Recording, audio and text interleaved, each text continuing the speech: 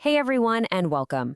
Have you ever looked at a price chart and just wished you had a secret decoder ring? Something that could tell you not just where the price is going, but how much oomph it has behind it. Well, if that's you, then you are in the right place. Today we're going to pull back the curtain on a really popular trading tool, the Directional Movement Index, or as most people call it, the DMI. Now, to really get a handle on this, I want you to think like a surfer for a minute. Surfers don't just paddle out blindly, right? They stand on the shore, they watch, they wait. They're looking for that one perfect wave that has a clear direction and some real power behind it. And you know what? That's exactly what traders do in the financial markets. This idea is going to be our guide today. So that really is the million-dollar question, isn't it? When you're staring at all that up and down noise on a chart, how in the world do you tell the difference between a little, meaningless ripple and a giant, powerful wave you can actually ride? How do you read those currents? Well, it turns out traders have their own special kind of surfboard for this. It's a tool built specifically for this job, and it's called the Directional Movement Index. Think of it as a way to see what's happening just beneath the surface, to understand the real forces pushing and pulling the price around. So what is this thing, really? Simply put, the DMI does two main things for you. First, it helps you figure out the direction of the trend. Are we going up or are we going down? And second, it measures the strength of that trend.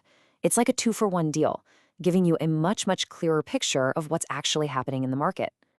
So how does it do all this? Well, the DMI is made up of three different lines that work together. We've got what we'll call the upward current. Its technical name is the plus DI line. Then there's the downward current, or the minus DI line. And finally, you have a line that measures the wave's power itself, and that one's called the ADX line. Let's break down what each one does. Okay. First things first, direction. To figure out where the market wants to go, we need to look at those two competing currents, the plus DI line and the minus DI line. The easiest way to think about this is like a constant tug of war. The plus DI line, that represents the strength of the buyers. They're the ones pushing the price up. And the minus DI line, that's the sellers, pulling the price back down.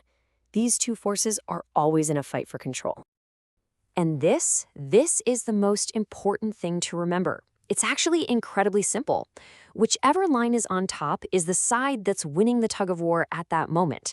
If the plus DI line is floating above the minus DI line, buyers are in charge. If the minus DI line is on top, sellers are running the show. That's it. So it only makes sense that when these two lines actually cross paths, it's a pretty big deal. A crossover often signals that the balance of power is shifting. For instance, if that upward current, the plus DI, crosses up and over the downward current, that could be an early sign that a whole new uptrend is about to kick off. Okay, but knowing the direction is only half the story.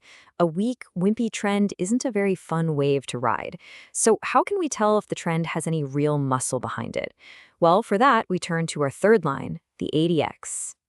The ADX, or the Average Directional Index, is basically a speedometer for the trend.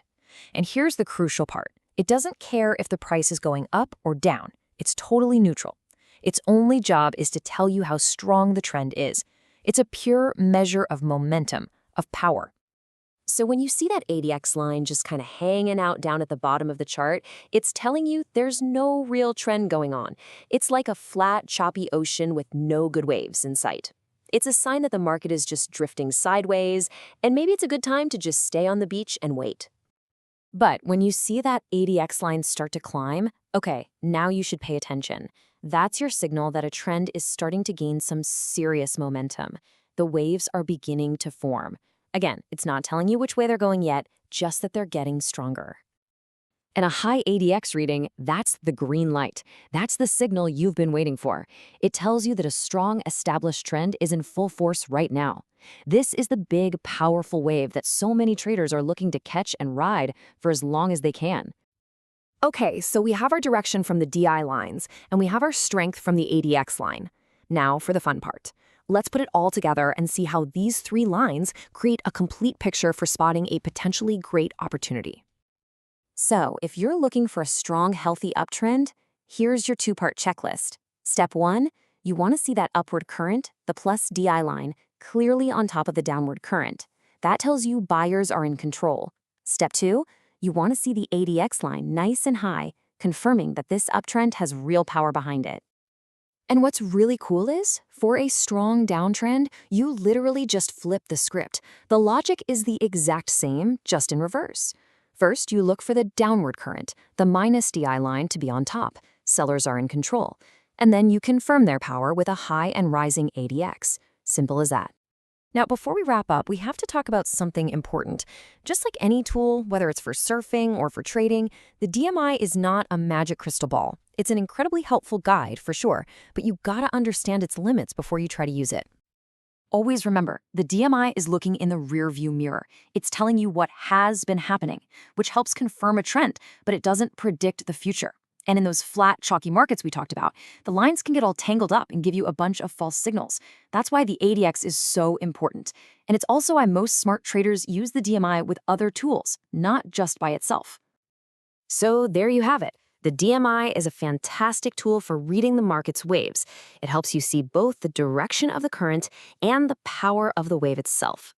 But here's the final thought I want to leave you with. Spotting that perfect wave is just the first step. The real question is, once you've found it, is the rest of your trading plan ready to help you ride it?